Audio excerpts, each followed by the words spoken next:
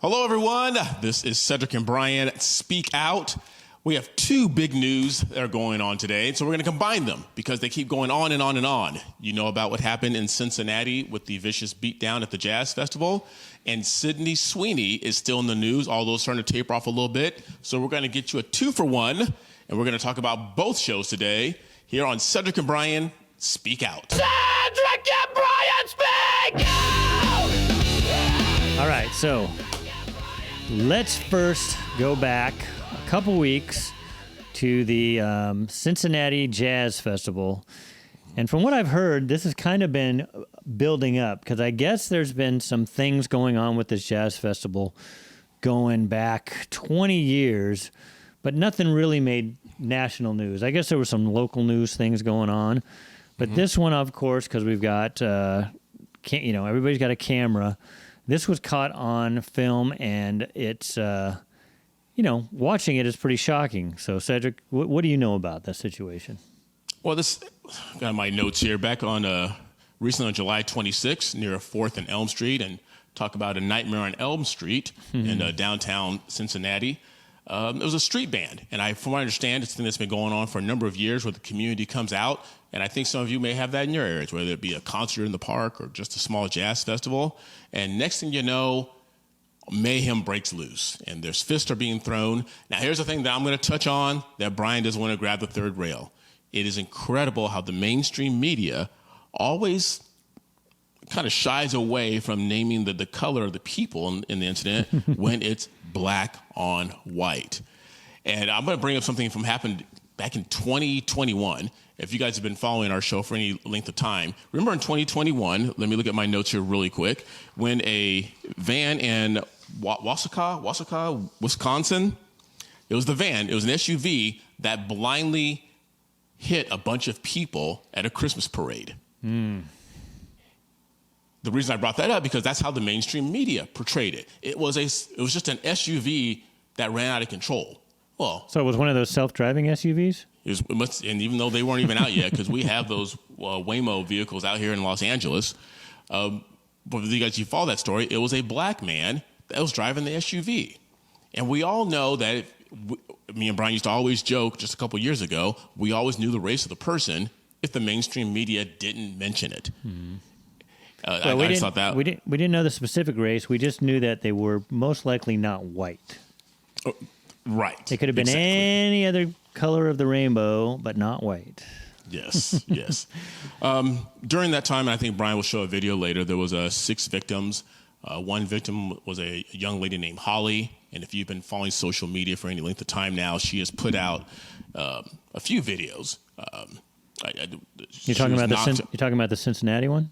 The Cincinnati. So she's the one that got knocked out, right? They showed her on the ground, blood coming out of her face. Yeah. Severe facial bruising, brain trauma. Just a lady minding her own business. But if you look at some of the city councilmen, and I forget this lady's name, I think her first name was Tammy. I think she made a comment that those people, meaning those white people, should have been minding their own business and had no business being there, which I think that's a damn shame. You know what's funny, Cedric? I'm just going to go on a side note here. Is jazz you used to kind of think of jazz as in the black community. And I don't know, maybe it's just where we lived back in California, but you'd go to jazz festivals or these small in-the-park jazz things, and you couldn't find any black people. I mean, Cedric might be there. But it was just a bunch of white people with their cheese listening to jazz because for some reason it had moved on to the black community. It has to be hip hop, soul, R&B. You didn't find that many. Now, maybe in Cincinnati, it's different and people would go and it would a big black community. But like they would have the jazz festival, the smooth jazz, I think it was, on Catalina Island. And maybe it's just a location. But it was predominantly white people at this jazz festival, which is weird. That's just an aside, Cedric. I don't know. Again, it could just be location. But at this Cincinnati one, obviously this film that they picked up was just some white people walking through or to or from the jazz festival. I don't know if they said anything. I heard rumors, Cedric. Somebody said that they were Russian, but when this Holly lady spoke, she definitely wasn't Russian. She was just American white lady. I didn't hear that. And the beating, she would just try to step in because it was first, I think it was her boyfriend or just some man she was with. I think he shoved somebody because somebody shoved him. And next thing you knew, a group of people came and just beat the living shit out of him. Yeah. Yeah. I don't know the demographics. We'll have to look that up, what the demographics of downtown Cincinnati is. And that has a lot to do with where things jump off. I know we used to talk about this a few years ago. It's like, why are policemen always in this area? That's why they get into trouble. It's like, well, the police are in that area because that's where nonsense normally jumps off. So they just hang out there. They do have a few suspects. They had a few names here. Jermaine Matthews, age 39. DeKyra Vernon, age 24. Dominique Kittle, age 37. Patrick Rosewood, age 38. And Montanez Merriweather, age 34. I believe there's still a sixth suspect out there running about. I don't know if by the time that we upload this video, I don't know if that person will be captured or not. But I do hope that they are caught and they're brought to justice. I heard one of them actually was caught for something else and let out on like a $400 bond, and he was one of the ones that did some of the major damage. Yeah, that's a shame. And I think it was the chief of police, and we can get into the whole DEI hire thing. It was a woman who looked like she chased more donut shops than she chased suspects up and down the street. Cedric. But I said it. But she said that it wasn't the fight. It wasn't the brutality and the viciousness of people landing fisticuffs on other people. But she said, had people with the cameras, as Brian alluded to in our intro, if the people with the cameras didn't film this wouldn't have been a problem. So it was the people that filmed this that created the big brouhaha. Well, and then here's the thing. Even back in 92, I think it was, with the Rodney King thing, even when Reginald Denny, it was Reginald Denny, right? The truck driver that almost got killed. People left their houses, black people left their houses and went and saved this guy's life. Yeah. If these people with the cameras, instead of filming, could have just stepped in and said, what are you doing? Maybe this wouldn't have happened. I do want to address something else, though, and this is, I think Cedric brought this out. Is it called black fatigue or something? Is that the term that they're using? Yes. So here's the flip side, and what I don't like to see. I was watching, I went to the comments of a podcast, and now the racist comments that people that I'm assuming are white people are saying because of this are just as disgusting. And it's like, we can't be this pendulum that keeps doing this. And I know that the mainstream media, that's what they like. That's what sells. You got this, we got, these are these people, and then, these people are calling these people racist, and it perpetuates. So I don't like to see. So I'm hoping in the comments here that you guys don't go to the extreme. Yes, these people that did this act on these white people, for whatever reason, this was bad acts. But it's like we saw with the Reginald Denny. These are not upstanding black citizens that are doing. These are thugs that are looking for trouble that are out there, and they happen to be black. People were saying terrible stuff like, these people, and this is why these people do this. I just want to point out, and Cedric and I are big movie buffs, and we're big, we both like Braveheart. Some of the most heinous stuff in history was committed by white Europeans on other white people. I mean, come on. Quartering people was an invention, probably, of the people in Europe when they would tie you up, each limb up to a horse and then just pull apart until you were torn into 4 different parts, disemboweling, castrating people while they're awake. I mean, so all of you out there that you're making these racist comments that saying these people are, animals and vicious. It's like, no, humanity in history has been animalistic and vicious, and certain groups of people, regardless of color, they haven't evolved to a point where that's not happening anymore. But to just blanket say it that it's race is it's just as bad as everything else going on. Right.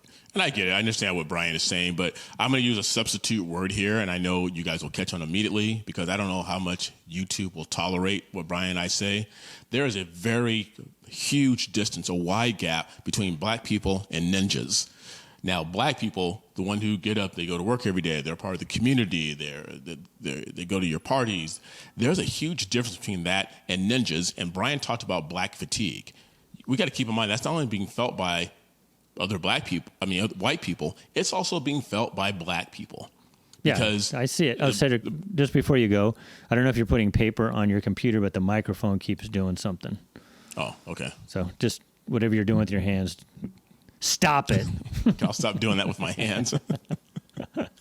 But it's you get tired of it. I mean, because I know there's a saying out there in the black community, all skin folk aren't kinfolk. And no, we're not. That's a very accurate comment, because I don't associate myself with every black person. I don't associate with anyone based on color. It's based upon who you are as a person, your character, your integrity, what you do, what you say, who you hang out with. That's who I associate with. And there are white people that I don't associate with because they're not part of what I stand for. There are black people I don't associate with because they're not about what I stand for.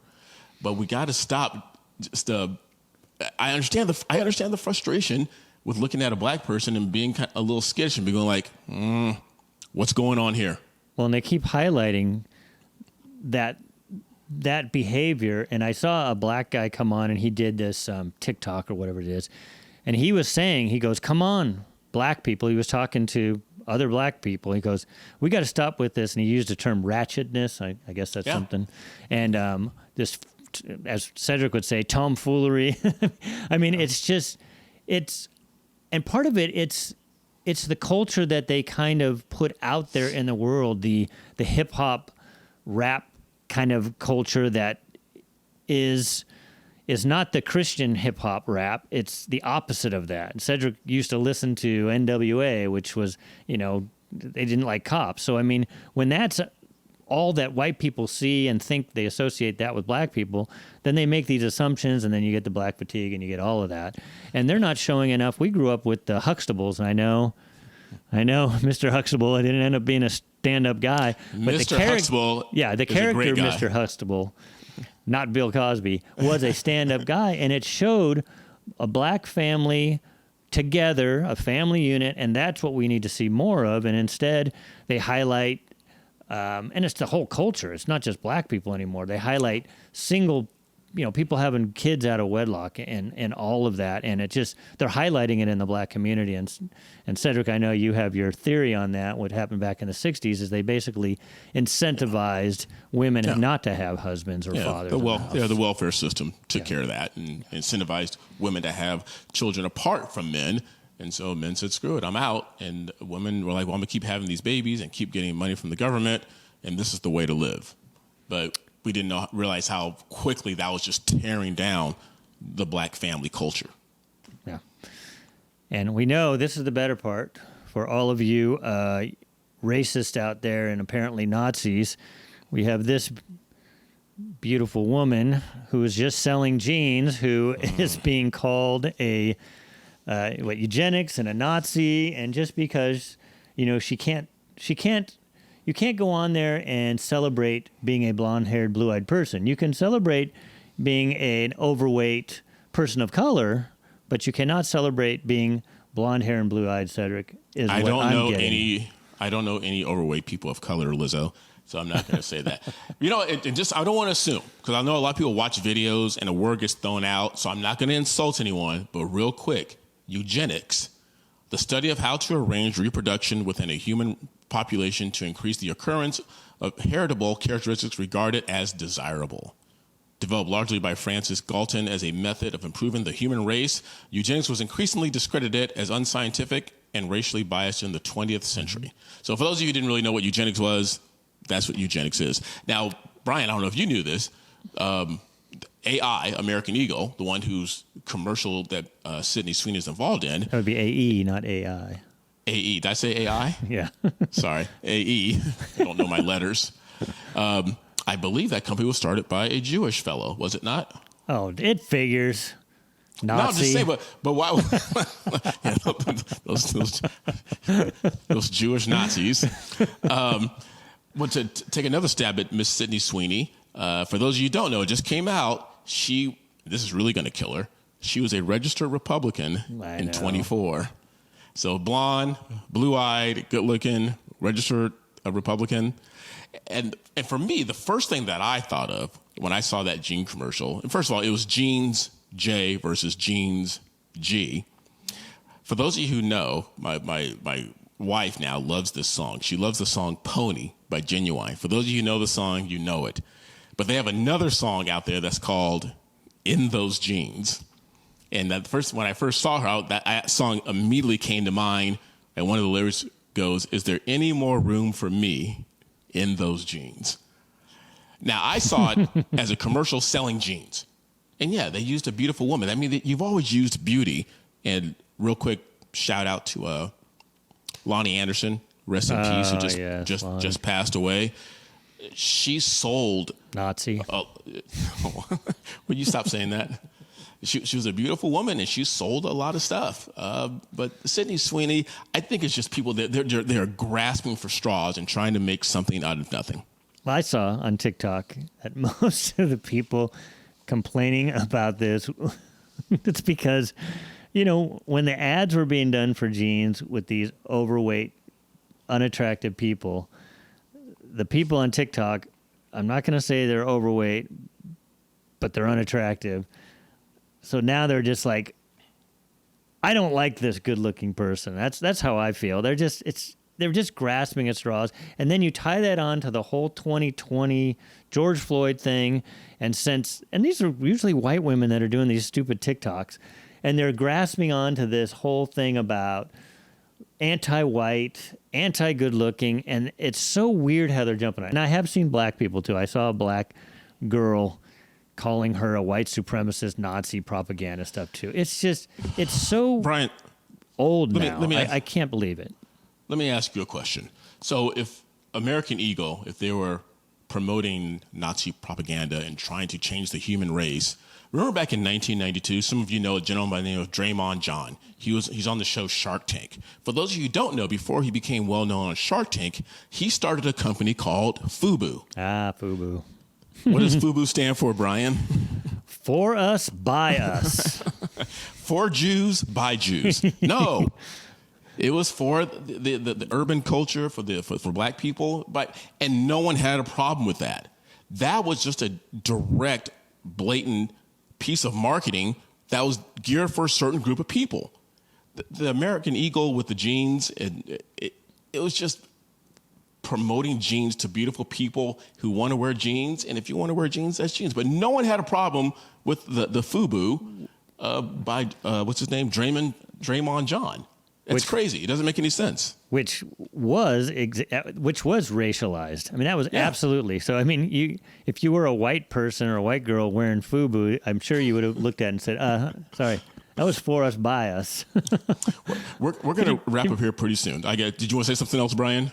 Yeah, I mean, could you imagine if I came out with a clothing thing and said, this is just for white people, folks. I don't want to see any of you people of color wearing this. And then they're trying to say that that's what a jeans commercial is. And I love how they brought out Beyonce in her jeans suit and stuff like that, just to show. It's the whole thing was ridiculous. Yeah. One thing that I'm very proud of, I don't know when this video is going to come out, but several days ago, 4 days from when Brian and I are filming this on August 5th, I love the fact that American Eagle didn't back down. I get so sick and tired of that. Brian and I used to say all the time, do not apologize, because once you apologize to the far left, they got you. American Eagle came out with a statement that says, Sydney Sweeney has great genes. J. Is and always, Sydney Sweeney has great genes, is and always was about the genes. Her genes, her story. We'll continue to celebrate how everyone wears their AE jeans with confidence, their way. Great genes look good on everyone. So basically that was their way of saying, we're not going to apologize. We're not going to bow down. The great thing is that their stock has continued to go up. There's no such thing as bad marketing. I know. Their stock has continued to rise because they didn't bow down to the madness. It's all those white supremacists and Nazis buying their jeans now. Dude, I'm kidding, folks. A lot of times when I joke, Cedric, we joke on this channel, and people think that I'm serious. Like I said something about a country video that we did with Hank Williams Jr. or somebody, and I was making an off the cuff joke about, oh, that's racist, and people said that's not racist. I'm just like, I was joking, so I was just joking there, just for you who just haven't quite got. Yes, me and Brian have a very quirky sense of humor, but some of you get it, some of you don't. So anyway, we want to talk about those two stories real quick. They kind of tied in together, Sydney Sweeney and what happened in Cincinnati. Again, our prayers and our thoughts go out to not only Holly, the individual who was hurt, but the other people that were harmed in the mayhem. Our prayers go out to them. We hope they recover quickly. Is there anything you want to add there, Bud? No, I'm just, want to say, Cedric, you got to get your people under control. Wow, and this is how we get in trouble. I will work. Sometimes I don't even know what to say after he says something like that. I will work on that. I will work on that. Aren't you the spokesperson for all people black? I am. That's right. Well, until they find out that I'm not like them. That I'm Uncle Tom. That's right. Or I'm like Larry Elder. What was he called? The black face of white supremacy. Good Lord. All right, you guys. We're going to keep trying to put more videos out as you talk about what's going on in culture and politics. Thank you guys for the support. Don't forget our other station. Oh, good Other Lord. channel. Okay. If you Cedric love our and Brian. music reaction, just go back to the OG channel, Cedric and Brian. That's where we're going to post all of our music reactions. If you want to find out what's going on with Brian and his family in the great state of Tennessee, make sure you go to Tennessee Time. Like I said before, hopefully when I'm out there August 20th through the 25th, Brian and I are going to be able to do it old school style and sit next to each other side by side as we talk about what's going on in the world today. Are we not sitting next to each other right now, Cedric? Yes, we are. Are you not there? We're sitting right next to each other. My goodness. All right, you guys. Should I do them? Make sure you like and subscribe. Is that appropriate for this channel? Of course it is, Cedric. All right. Actually, I'm going to do it. I'm going to do it on this channel because you get to do it on the other. Make sure you like, subscribe, and ring that bell, and make sure you share all of our channels with everyone you know. Okay. Is that good? You want me to also close out? Not sure. You might as well run with it. All right. You are. Well, I can't do that because Cedric comes before Brian. So go ahead, do the end. Wow. All right, you guys. Stay careful out there. And until next time, I'm Cedric. And I'm Brian. We'll see you later. Cedric and Brian speak! Cedric and Brian! Those dreams.